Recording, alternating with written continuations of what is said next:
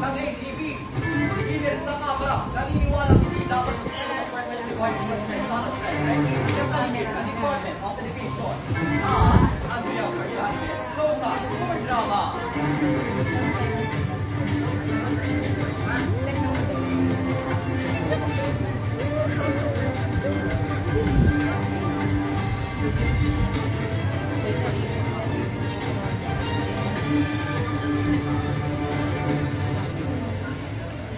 Nabalita ang inutukan ng mga pangyayaring binibigyan inaw para sa bayan.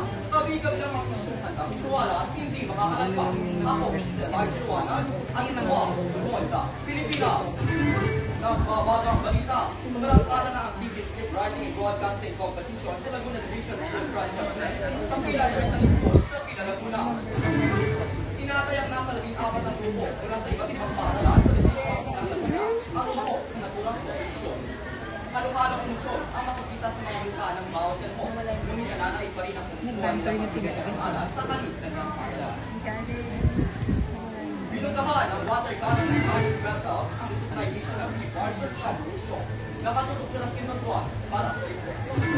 Dinalabas yung mga Nasala ang resupply mission ng Bureau of Fisheries and Aquatic Resources sa Scarborough Show noong Sabado matapos bombahin ng water cannon ng Chinese vessels ang tatlo nitong resupply boats. Ayon sa BFAR, nakatakda silang magating ng pagkain, gasolina at pamaskong ayuda sa mga mangingisdang Pilipino na pumapalaw sa teritoryo ng Batake ang mga barko ng China. Before po, hindi na sila nakasyakulan. Pero ngayon, kahit na distribute na tayo ng mga gas, ng mga nangyayari para sa mga fishermen, nagpapagmumumong na sila ngayon ang mga. Before po, hindi na sila nakasyakulan. Dagdag pa ng kawani ng BFAR, ito na raw ang pinaka-agresibong hakbang na nagawa sa kanila ng Chinese Coast Guard. Elijah agad nang itinigil ng BFAR ang nasabing resupply mission upang maiwasan lumala ang sitwasyon. Samantala, patuloy naman ang panawagan ng mga mangingisda sa pamahalaan na tulungan silang makapangisda ng ligtas sa teritoryo. Balik sa'yo, Elijah. Maraming salamat, Aspen. Inaprubahan na ng Asian Development Bank ang $450 million loan para sa Universal Healthcare Program ng Pilipinas.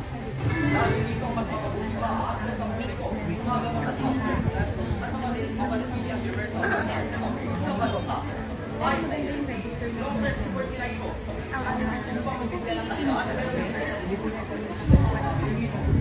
at ang gobyerno sa pagdesmano para kulang sa simula noong 2016.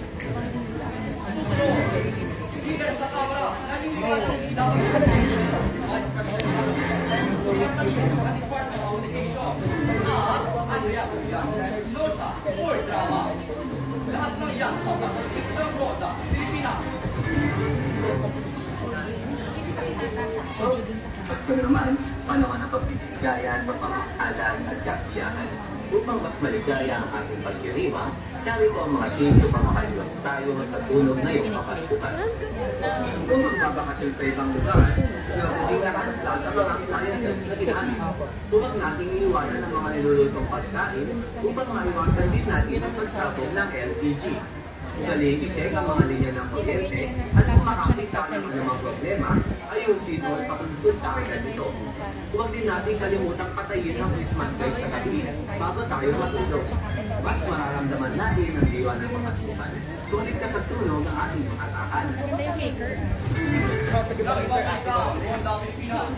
Vice President Sara Duterte, hindi raw dapat nag-uwi sa pwesto bilang taligid ng Department of Education. Narito sila sa Pascual. Naniniwala si House Committee on Basic Education and Health Future Chairperson at Pasig City Representative Romandono na hindi dapat makinig sa tungkulin bilang Deputy Secretary si Vice President Sara Duterte. Ito ay bilang tugon sa panawagan ng komisyon na mag-resign ang Vice Presidente matapos lumabas ang resulta ng 2022 Program for International Student Assessment kung saan nakuha ng Pilipinas ang pang-anim na pinakababang pwesto sa 80 sa bansa. Ayon kay Lolo, hindi pa na ipapatutunan siya ng pagpapagaling ng curriculum noong isa bawa ang isa. Kanya, dapat nang itatupad ang decree ng mga nasabing reforma sa pinakamabilis na panahon. Plastic Bus 1, Ronda, Pilipinas. No time for drama. Iyan ang substance sa kaso ng Pilipinas. Matapos sa kulay.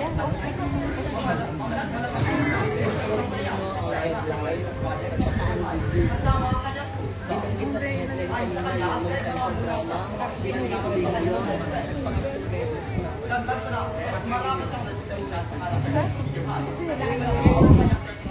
Hindi ka lang lagi sinusunod sa kanyang sa diba? At yan ang mga retention.